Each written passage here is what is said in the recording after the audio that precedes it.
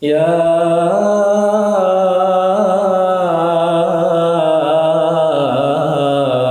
ikhwani. Assalamualaikum warahmatullahi wabarakatuh. Hamdan syukranillah amma ba'du. Segala puji bagi Allah yang telah memberikan kita beribu-ribu nikmat, khususnya nikmat iman, nikmat Islam, nikmat sehat wal afiat, sehingga kita masih diizinkan untuk selalu beribadah kepadanya. Salawat bertangkaikan salam selalu tercurah pada baginda alam Nabi Muhammad sallallahu alaihi wasallam. Perkenalkan, nama saya Dandi Pratama Putra, mahasiswa pendidikan fisika 4B UIN Syarif Hidayatullah Jakarta.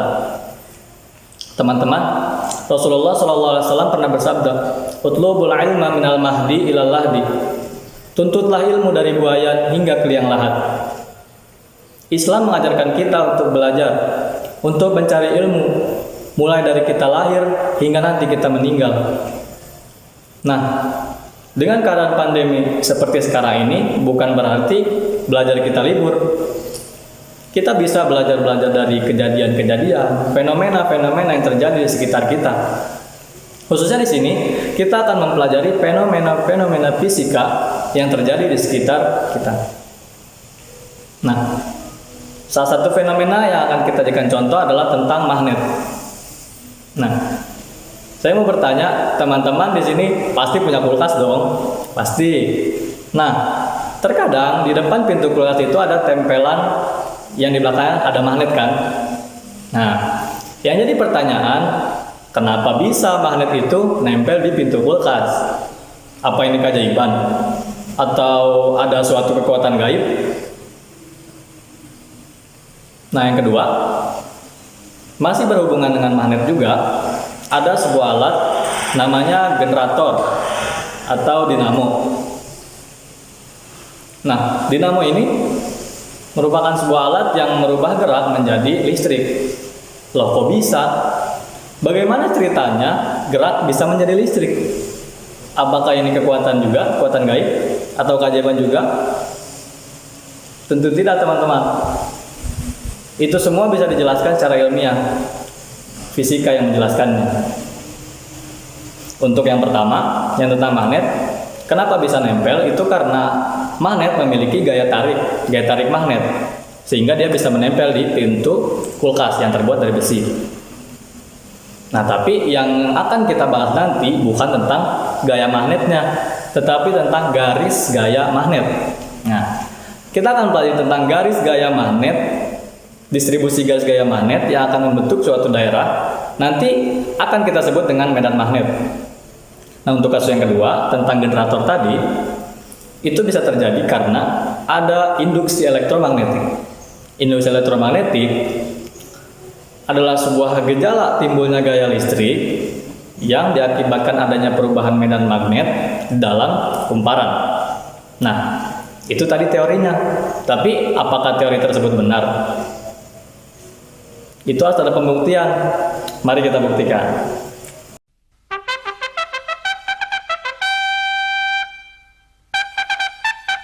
Lima, enam, tujuh, delapan, satu, dua, tiga, empat, lima, enam, tujuh, delapan. Oke, teman-teman, sekarang kita berlanjut ke praktikumnya. Pertama, kita praktikum tentang medan magnet dulu. Kita butuh magnet, terus sama pasir besi, sama kertas. Oke, langsung saja. Ada 3 percobaan. Pertama dengan 1 magnet, kedua dengan 2 magnet dengan kutub yang sama, dan yang ketiga dengan 2 magnet yang kutubnya berbeda. Oke, pertama ini 1 magnet dulu. Taruh magnetnya di bawah kertas seperti ini. Ini magnetnya kecil, mohon maaf. Adanya seperti ini. Nah, setelah itu kita taburin pasir besi dan kita lihat. Terserah mau taburin banyak atau sedikit, selera. Saya maunya banyak. Nah, kita lihat mulai ada bentuk-bentuknya. Nah, magnet yang saya gunakan itu magnet jenis neodymium, yang dimana magnet neodymium ini sangat kuat, kategori magnet yang sangat kuat.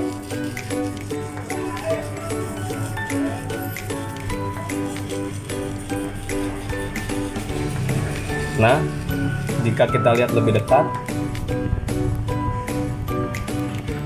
nah terlihat di sekitar magnet ada seperti garis-garis yang mengelilingi magnetnya, seperti itu.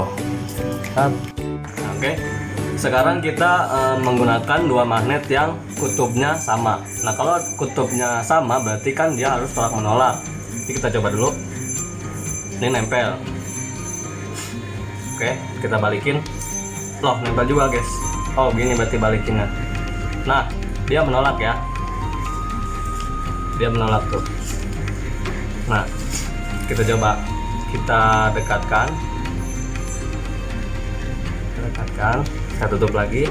Sama, lakukan seperti tadi. Kita taburin pasir-pasir besi di atas dua magnet tersebut. Taburin.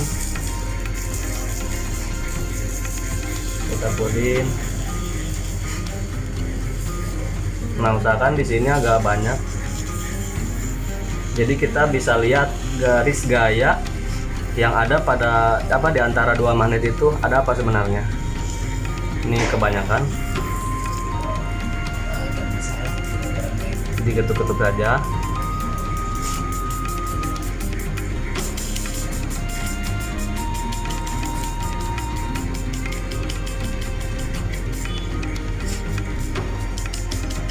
Ketuk-ketuk. Nah, sudah terlihat.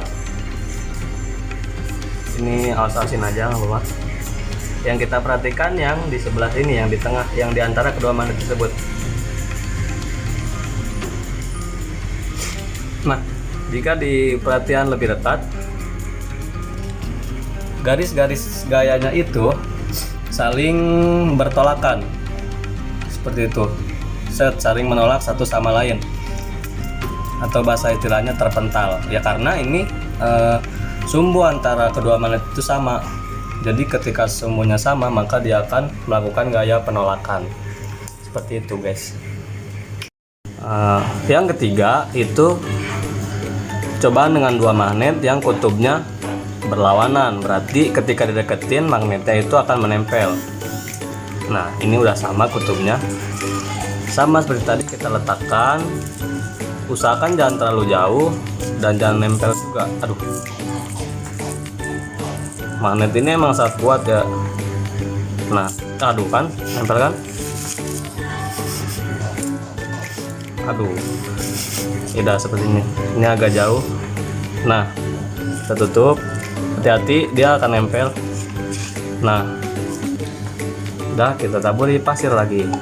Tutup pasirnya. Oke, bismillahirrahmanirrahim.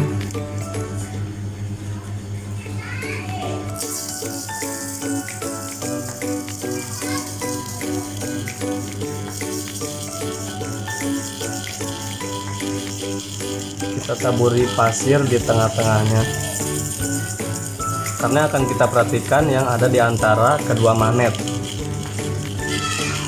Kita agak tipis aja di tengah-tengahnya supaya kelihatan. Nah, bisa dilihat lebih dekat, ada beberapa garis, sekitar ya beberapa lah, ada beberapa garis yang saling tarik menarik, yang menyatu garisnya. Nah, yaitu terjadi karena ketika ada kutub magnet yang berbeda didekatkan, maka akan ada gaya tarik, sehingga garis gayanya dia akan saling tarik menarik seperti itu. Nah, sekarang kita lanjut ke praktikum yang kedua, yaitu induksi elektromagnetik. Sebagai pengingat, induksi elektromagnetik itu adalah timbulnya gejala atau peristiwa gaya listrik ketika ada perubahan medan magnet dalam kumparan. Nah, kumparan itu kayak gini teman-teman. Jadi ada kawat tembaga dililit-lilit, itu namanya kumparan. Nah, sebenarnya teori itu benar nggak sih? Mari kita buktikan. Ini ada alat-alat dan bahan yang kita gunakan. Ini ada kawat tembaga, ada magnet, magnetnya bulat. Nah, paralon ini udah dihias paralonnya sama LED. Nah, ini LED. Nah, alat-alat ini bisa kita temukan di sekitar kita. Kayak misalkan LED bisa didapat dari ada motor bekas gitu, ada lampunya, nggak ambil aja. Terus kalau tembaga juga ada di dalam speaker, kipas angin. Itu kalau misalkan punya speaker rusak atau kipas angin rusak, nggak apa-apa, bongkar aja, nanti ada ininya. Yang penting jangan alat elektronik yang belum rusak terus dibongkar, jangan. Terus magnet juga di dalam speaker juga ada. Terus cara buatnya gimana? Pertama, paralon kita lilit-lilit pakai kawat tembaga. Paralon lilit kawat tembaga. Nah, lilitannya itu sangat mempengaruhi nyala lampu yang akan dihasilkan. Semakin banyak ya semakin baik. Kalau bisa sekitar minimal 500 lilitan lah. Jadi lilitan itu 1, 2, 3, 5 hours later. sampai terbentuk kayak gini. Ini 800 lilitan. Dan LED-nya disambungin di ujung akhir dari lilitan sama di ujung awal dari lilitan tersebut. Nah, langsung kita coba aja. Di paralonnya ini kita masukin magnet. Nah, itu apakah akan menyala? Lihat, lampunya nyala teman-teman, kedip-kedip gitu kan. Nah, itu kok bisa? Apa yang terjadi sebenarnya? Apakah saya punya kekuatan gaib? Kan enggak, ya kan? Itu bisa dijelaskan cara ilmiah. Seperti tadi, definisi dari induk elektromagnetik itu adalah timbulnya gaya listrik, itu nyala lampu, yang diakibatkan oleh adanya perubahan medan magnet, di mana perubahan medan magnetnya terjadi di dalam paralon, di dalam suatu kumparan. Nah, ini kan paralon ada kumparannya nih. Nah, terjadi perubahan magnet, maka timbullah dari gaya listrik tersebut.